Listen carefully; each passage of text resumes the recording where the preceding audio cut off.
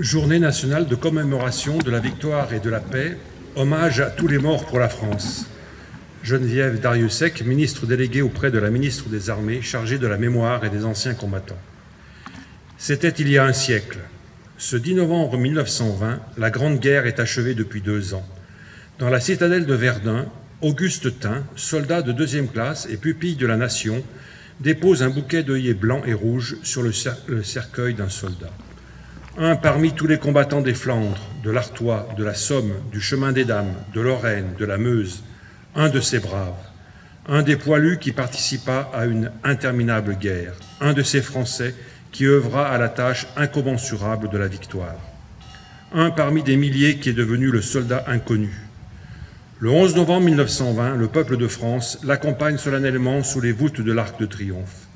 La patrie, reconnaissante et unanime, s'incline respectueusement devant son cercueil en saluant la mémoire de tous les soldats morts sous le drapeau tricolore. Quelques mois plus tard, il était inhumé. Depuis 1923, la flamme du souvenir veille nuit et jour sur la tombe. Chaque soir, elle est ravivée pour que jamais ne s'éteigne la mémoire. La sépulture du soldat inconnu est devenue le lieu du recueillement national et le tombeau symbolique de tous ceux qui donnent leur vie pour la France. Cet anonyme représente chacun de nos morts et tous nos morts en même temps. Cette mémoire vit également dans chacune de nos communes, dans chaque ville et village de France, dans chacun de nos monuments aux morts, dans chacun des cimetières, dans nos mémoires familiales. Elle vit dans l'œuvre de Maurice Genevoix qui entre aujourd'hui au Panthéon. Le président de la République l'a souhaité en l'honneur du peuple de 14-18. Maurice Genevoix n'entre pas seul dans le temple de la Nation. Il y entre en soldat des éparges, en écrivain et en porte-étendard de ceux de 14. Il y entre avec ses millions de frères d'armes, ceux dont il a immortalisé le souvenir, l'héroïsme et les souffrances. Il y entre avec toute la société, de la première ligne à l'arrière, mobilisée face à l'adversité et qui a tenu avec une admirable endurance. 8 millions de soldats combattirent sous les couleurs de notre drapeau. Aucun d'entre eux ne revint totalement indemne. Des centaines de milliers furent blessés dans leur chair comme dans leur âme. 1 400 000 tombèrent au champ d'honneur. Nous ne les oublions pas. Inlassablement, nous les honorons. Chaque 11 novembre, la Nation rend également un hommage solennel à tous les morts pour la France, ceux d'hier et ceux d'aujourd'hui. Chaque année, nous rappelons leurs noms. Chaque 11 novembre est un moment d'unité nationale et de cohésion autour de ceux qui donnent leur vie pour la France, de ceux qui la servent avec dévouement et courage. En ces instants, au souvenir des événements passés et aux prises avec les épreuves de notre temps, nous nous rappelons que c'est tout un peuple, uni et solidaire, qui fit la guerre, qui la supporta et en triompha.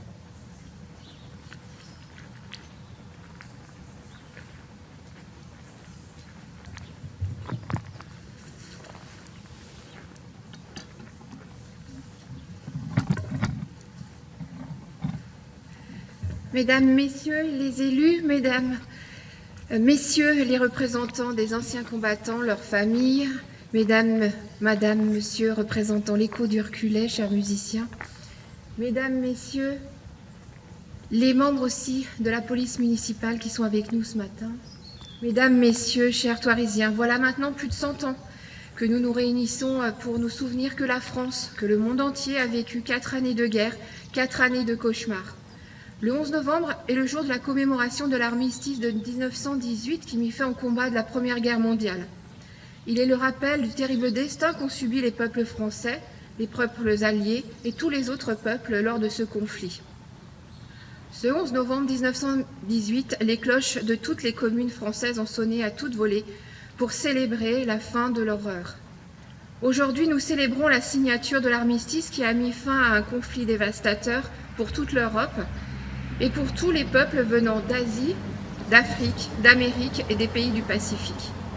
La fin de la guerre est un soulagement, mais les sacrifices qui ont été faits sont extrêmement lourds. Aujourd'hui, nous portons ce flambeau pour nous souvenir du lourd tribut que les familles ont dû subir pour que la France soit libérée de l'envahisseur. Tous ces soldats sont morts pour une seule et même cause, mais derrière chacun d'eux, il y a un fils, un époux, un frère, une famille, des amis, des connaissances. Tous ont donné ce qu'ils avaient de plus cher, leur vie ou celle d'un proche.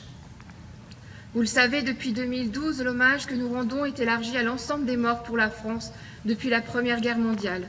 Les conflits qui font suite à cette guerre ont été meurtriers. La Seconde Guerre mondiale, les guerres de décolonisation. Cette année, cette commémoration revêt un caractère spécial. Outre le fait qu'il marque le 100e anniversaire du choix du soldat inconnu, nous ne pouvons pas ignorer le contexte dans lequel notre pays est plongé. Nous ne pouvons pas nous rassembler ici, ce 11 novembre, de façon solennelle où nous avons l'habitude de nous retrouver pour commémorer les morts pour la France. Nous suivons les règles sanitaires puisque la menace de la Covid-19 fait partie de notre quotidien et que nous devons tous nous protéger. C'est un conflit d'un autre genre que nous vivons. C'est un virus que nous combattons et que tous ensemble, par notre prudence, le respect des gestes barrières, le respect des règles de confinement, ce combat, nous le vaincrons. En 2020, notre population a été touchée en plein cœur par 7 fois déjà. Le fanatisme, l'intolérance, l'obscurantisme ont de nouvelles fois frappé en plein jour sur notre territoire national. Le 21 octobre, nous nous sommes rassemblés en hommage à Samuel Paty, enseignant assassiné à Conflans-Sainte-Honorine. Le 7 novembre, nos drapeaux étaient à nouveau en berne en mémoire des victimes de l'attaque terroriste de la basilique Notre-Dame à Nice.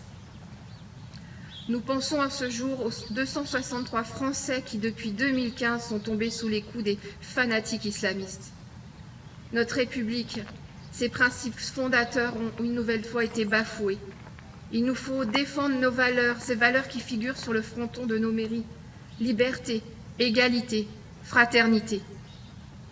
Aujourd'hui, en ce 11 novembre 2020, nous rendons hommage à tous ceux qui ont dû combattre, qui combattent pour la France, qui ont dû affronter et qui affrontent encore les pires conditions de vie, qui ont pour beaucoup d'entre eux donné leur vie. Nous rendons hommage à tous ceux qui ont leur nom gravé sur le monument aux morts, les noms gravés dans la pierre, à tous ceux qui sont morts dans l'ombre pour leur pays. Nous rendons hommage à tous ceux qui assurent notre sécurité, et je pense aux soldats du feu, à nos gendarmes, à nos policiers municipaux et à tous ceux qui se préoccupent d'autrui. Nous pensons à toutes ces familles endeuillées qui ont perdu un proche. Les valeurs de la République doivent être respectées, portées avec joie, fierté, pouvoir être exprimées en toute liberté. Cette journée est bien celle de l'hommage au courage et au sacrifice de tous et pour tous. Prenez soin de vous et de vos proches. Vive la République, vive la France.